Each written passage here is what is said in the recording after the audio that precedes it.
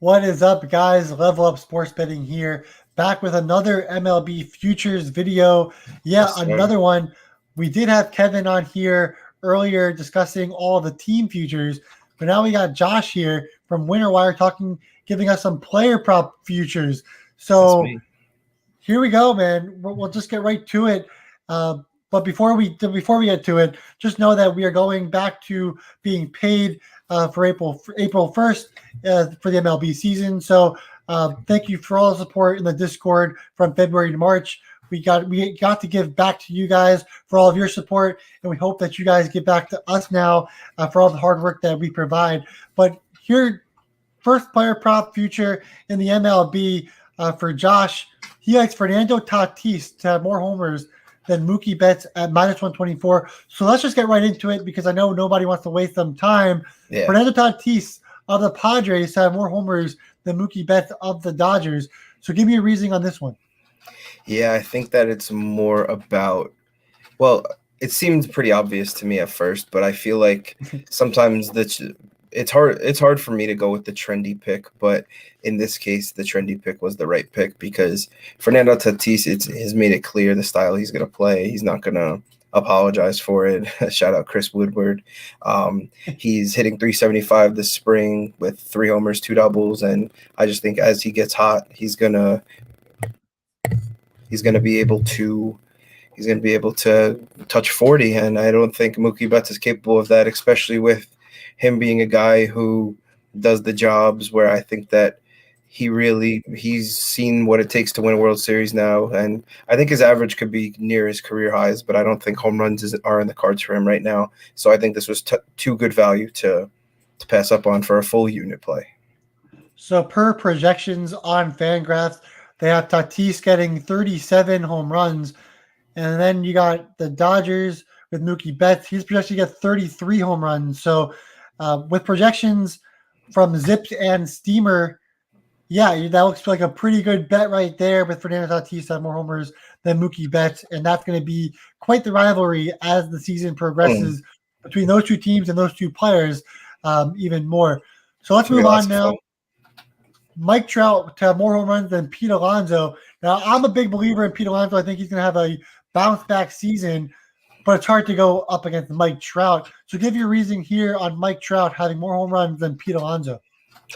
Well, I think Mike Trout he's if it's crazy to say Mike Trout's underrated at anything, but his power is so underappreciated because you look at one trick ponies that hit home runs, you think of them, you don't think of the league's best player. And I think this is more about I think Pete Alonso, which you'll see later how I think the Mets are going to turn out, but I think that Pete Alonso refining his approach and hitting the gaps will be something that the Mets will be able to benefit from much more than having some holes in his swing that it looks like he's been working on. Yeah.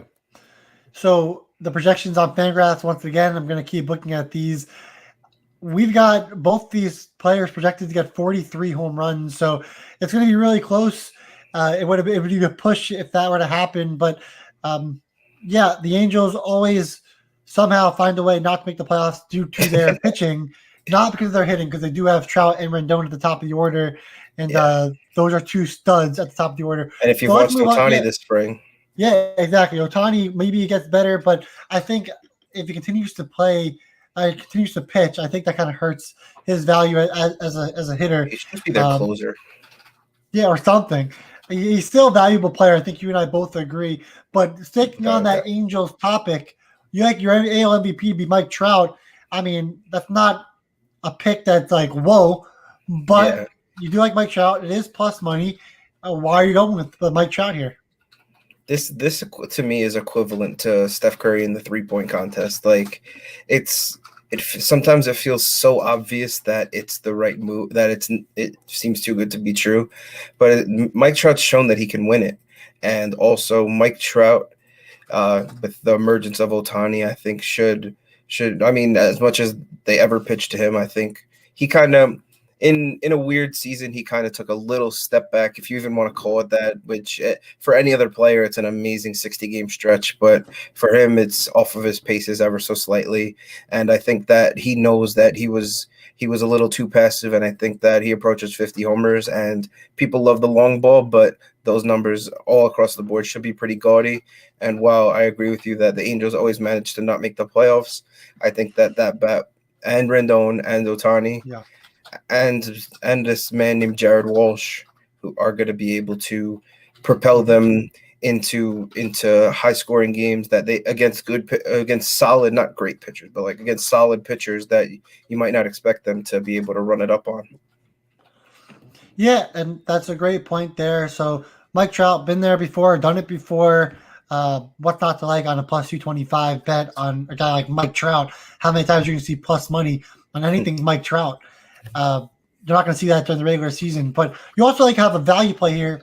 Yordan Alvarez plus 4,000. Now I'm looking at the Fangraphs projections. You've got Bregman projected 30 home runs. You have Carlos Correa projected 31 home runs. Kyle Tucker projected to have 29 home runs. Then you got Yordan Alvarez. He's projected to get 33 home runs and lead the Astros in home runs. So if the Astros are able to make the playoffs, Yordan Alvarez could be a big sleeper here for the Astros and to win the MVP. So give us your take on why you like Yordan Alvarez and why he's coming on the scene so quickly and producing the way he has been. Before I go into that, which I just want to give a little thing that he was not on the team when they were banging trash cans. I want to make that clear because his first year, he came up and he absolutely tore the cover off. Like you could have sworn someone was showing him the pitches. He won the Rookie of the Year. He had 27 homers in 87 games with an OPS over 1,000. I just think that of anyone over plus 1,000, he has the biggest chance, just as long as he could stay healthy. That's really what it's all about. It's not about the skill. I think he's one of the more skilled hitters that you'll see in terms of like, not in terms of like the entire league, but in terms of like appreciation level. He's one of the more skilled hitters, and I almost think that George Springer going out of town, if he could stay healthy, I think there's big shoes to fill there, and he can do it very capably. And I really think that plus 4,000 is going to be a half unit, because at plus 4,000 I'd usually go a quarter unit, but I think a half unit for something like this, it's very easy to see. If he starts off the year hot, everyone will be like, this guy Yordan Alvarez, like 2019, I didn't think it was legit. It was 87 games, but dude's healthy, and being healthy gives you a wave of confidence that you've never known before. And right now, the Astros are favorites to win that division. If they beat out the Athletics and they make the playoffs, that's going to be very good for any Yordan plays. Moving on to the NL, your MVP there, Juan Soto. Again, not so fancy, but again, you're not going to see Juan Soto at plus 700 for anything after this. So give us your take on Juan Soto. I'm seeing Fangraphs. They project him to get 39 home runs, 118 runs, and 131 RBIs, along with 113 walks. They project him to have an OBP of 42. He'll get on base 42% of the time. Mm-hmm. That's ridiculous. And last year, after battling COVID and not getting to get loose, he got on base 49% of the time, and his OPS was 1185, and his OPS plus was 218. And I think he didn't win the MVP because he didn't play the whole game. Like, every game has mattered so much more. But 13 homers in 47 games is absurd. That OPS is absurd, and he has these projections, and it's not like it's just projections. The year before, he had 34 homers, 110 RBIs, hit 282 in the division with the Mets pitchers, with these young Braves pitchers. Like, it's not lackluster competition in the NL East that he's up against, and he's proving it day in and day out that he's the best player in the NL, in my opinion, for my money. Yeah. Full unit play. And so you're going to the Dodgers on a value play.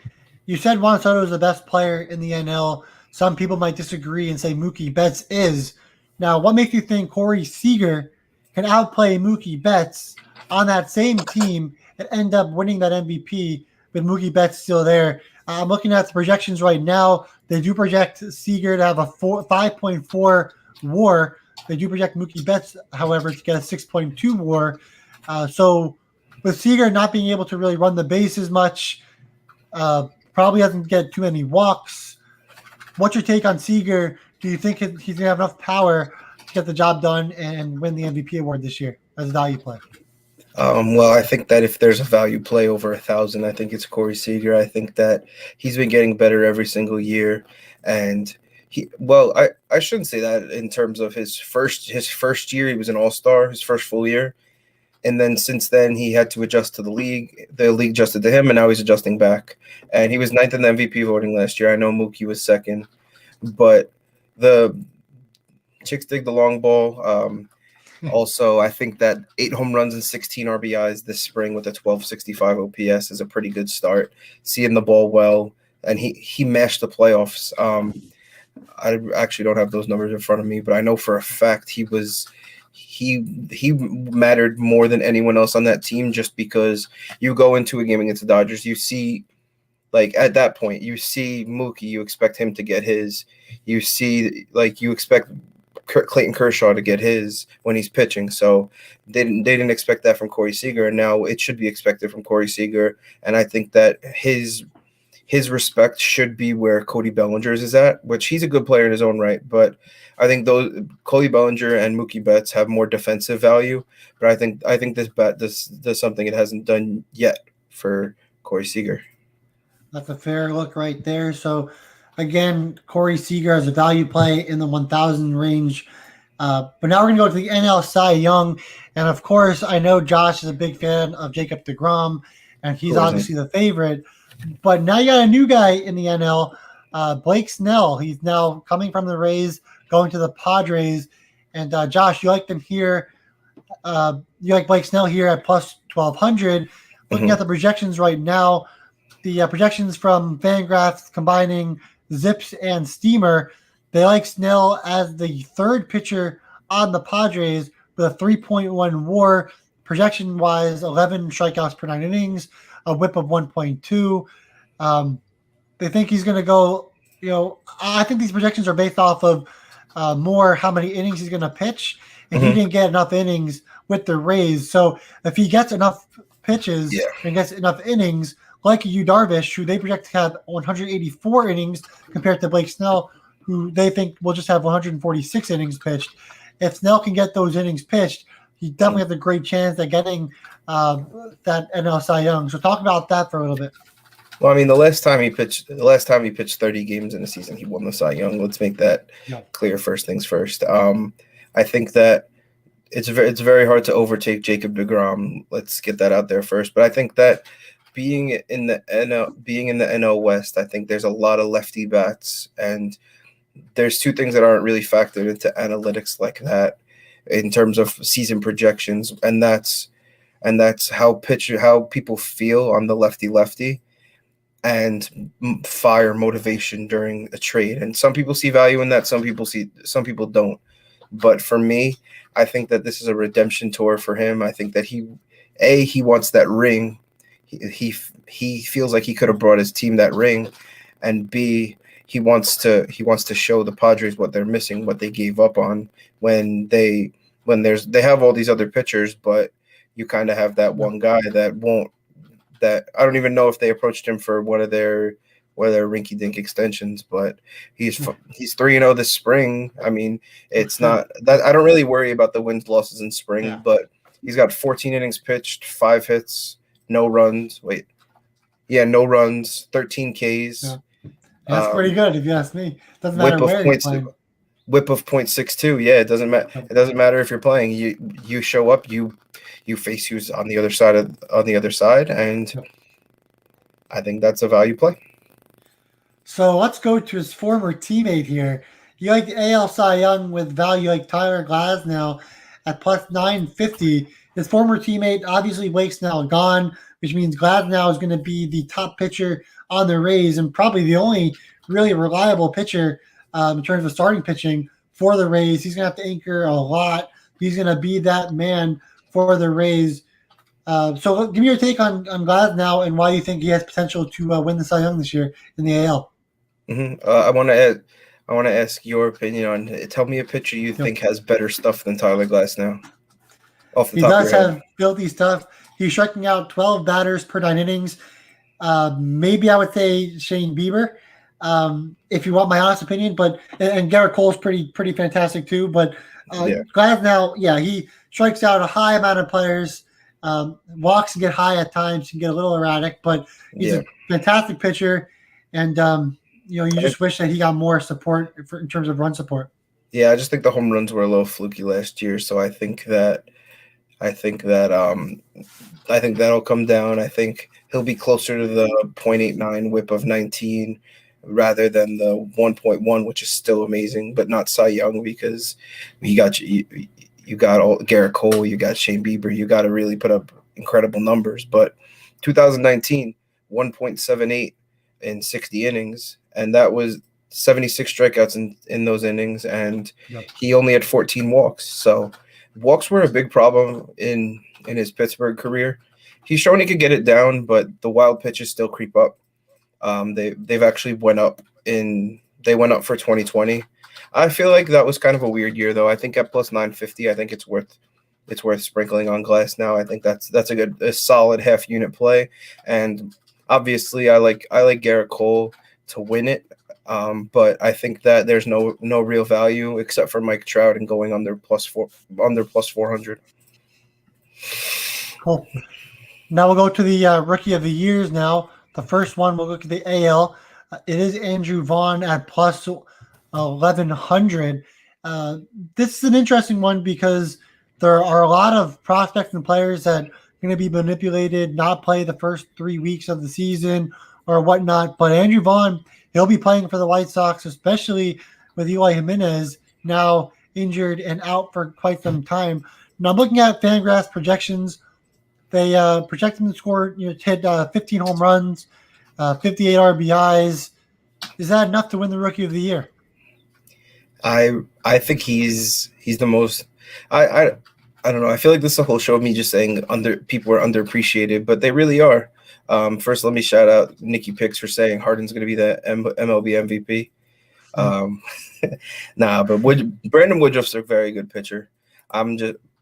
I don't see him as the top as a person to put my money on for Cy Young, but he's a guy I would put my money on for a single game in a good matchup. But back to Andrew Vaughn, he's an experienced hitter. He's this age 22 season. He's just been all over for the spring. He's been hitting 834 OPS. He's got a couple bombs, getting comfortable. He's going to have those 3 weeks over the other people, like you said. This is just a grown man who knows how to hit the baseball. I mean, in college, he had 23 home runs his junior year with a 1350 OPS. Take that OPS as you will, because probably a lot of intentional walks. I actually see 12 hit by pitches also, but I view more like his power numbers. He had 14 doubles on top of that. That's all in 54 games. And then his first cup of coffee, he hit 250 with some bombs, I think. And then he hit rookie ball we're not even going to talk about because I'm talking about his cup of coffee with like the single A plus. But this is just a grown man who knows how to hit the baseball. He keeps his strikeouts down. He also has protection in the order. I think that he's not going to be an MVP candidate, but I think that I could see him hitting 270 with 25-30 bombs, which I think will be more than enough to do it. I don't think that. I agree. And I don't think Wander Franco will play long enough to have the counting stats like that. And you know how the Rays are with their young talent. They baby them a little bit. Yeah. Let's go to the NL now. This is a guy not many people have heard of, Luis Campusano at plus 4,000 of the Padres. Now I'm looking at projections for Luis, and they're projecting 3 home runs, just 14 RBIs. They don't think he's playing much. But you have other ideas, so let's hear your take. Well, I think that the Austin Nola injury to start the year opened the door. Caratini is listed as the starter, but the future's now for the Padres, and I think that the number 36 prospect in Baseball America for all of baseball. In A plus, he hit 325 with a 906 OPS, and he actually played one game as a Padre last year. He hit a home run. I think that's pretty That's cool. what That's not my fans do. reason though, but this is Obviously. this is Yeah. a real value play that if when Austin Nola comes back, they just biasly take Campesano back off, then that would kind of screw us over. But at plus 4,000, I'm willing to put my did I do a quarter unit or half unit? Let me check real quick. I did a quarter unit, but this is one that I would get up to a half unit. I don't know. I'm between. Maybe I'll just do a third of a unit Yeah, at plus and 4,000. that's fair. Again, it's a plus 4,000. So uh, Josh is not expecting to win this bet. It's just a little chance and a little lotto, but there's reasoning behind the lottery ticket. And also, no one else really So stands out. yeah, so it's really nice, really cool. Um, Now we go into who's going to win the NL, who's going to win the AL.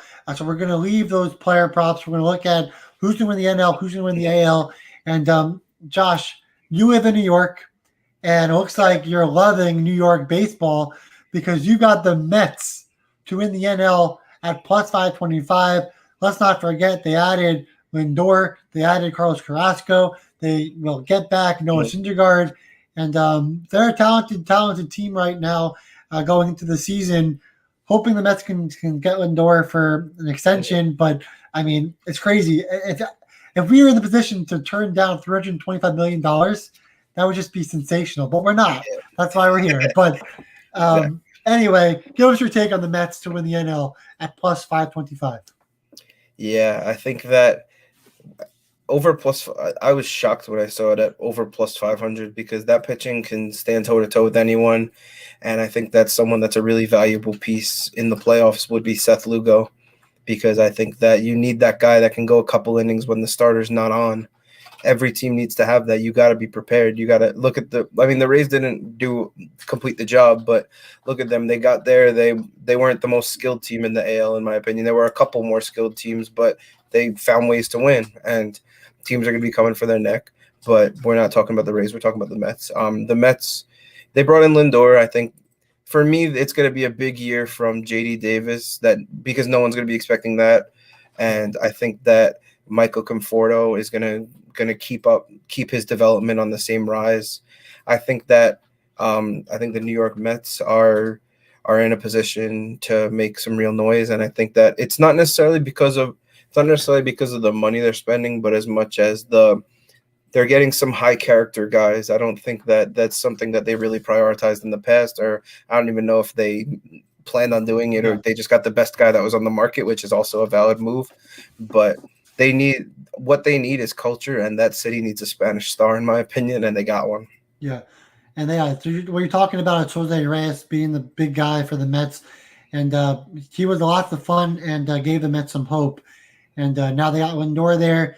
And also, let's not forget, New York is a big market, right? So if the Mets need another piece at the deadline, they're going to make a deal. They're going to make a deal to get a better player to boost their team. So when you have these types of tickets, you want that team that's going to be spending or at the deadline making a move to make sure that they can get to the playoffs and beyond. Yep, Winter Wire likes Mets to win the NL. They'll be trading for Caratini as their backup once Campusano takes his job. Hey, that won't be too bad. Although Nito isn't such a bad catcher, he's a little underappreciated. But again, I was at a game he had 2 home runs. I know the vibes. Yeah, I was at a game where he hit a walk-off home run, so he's a beast. But either way, you got the Yankees now to win the AL. So again, you're a big New York fan. Is there any bias to this, or is there true reasoning why you like the Yankees to win the AL this year? It's actually not biased at all because if you look at it, if you look around the league, everyone's properly priced. I mean, the White Sox are too trendy for my liking. And I mean, the Yankees are always going to be trendy, but it's because they're the Yankees, not because they're on the rise or whatever. But if I look at any other team in the AL, there's no one I want to put my money on besides the White Sox or the Yankees. And I really think the White Sox need Eloy. And I don't think they have pitchers that when October comes around and everyone's in full swing that will be able to dominate a game like Garrett Cole, like Severino if he gets back to his form, like if Corey Kluber gets back to his form. It's hard to bet against them more than the pick being the Yankees. I think the lock is the fact that you can't pick anybody else. Yeah, and that's fair right there.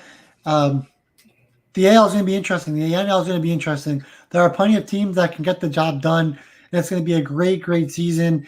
And for all of your MLB analysis and thoughts and picks, you go on to our Patreon in the description below.